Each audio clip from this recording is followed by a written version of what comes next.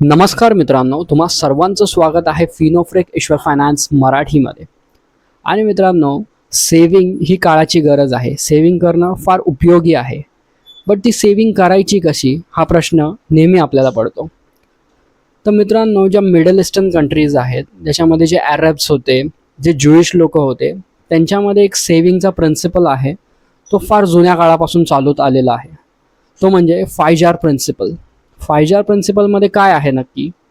5 जार principal हा एक असा प्रिन्सिपल आहे ज्याच्यामध्ये तुमची जी टोटल अर्निंग असते त्याच्यामधले 50% तुम्हाला नीड्समध्ये खर्च करावे लागतात. जो सेकंड जार आहे त्याच्यामध्ये 10% इन्कम तुम्हाला लाँग टर्म इन्व्हेस्टमेंटसाठी, जेही तुमचं भविष्यामधलं विजन आहे, जे तुम्हाला पूर्ण करायचं आहे, त्यासाठी तुमच्या टोटल अर्निंगमधले 10% लाँग टर्मसाठी. त्याच्यानंतर थर्ड जे जार आहे ते 10% डिझायर्ससाठी. डिझायर्स म्हणजे इच्छा, जी तुमची प्रेझेंट व्हॅल्यूमध्ये जी इच्छा आहे, कपडे घ्यायचे आहेत, सर्व काय करायचं आहे, ते त्या 10%मध्ये येणार. त्याच्यानंतर जो चौथा जार आहे तो आहे इन्व्हेस्टमेंटसाठी. आता हा जार आहे 20%.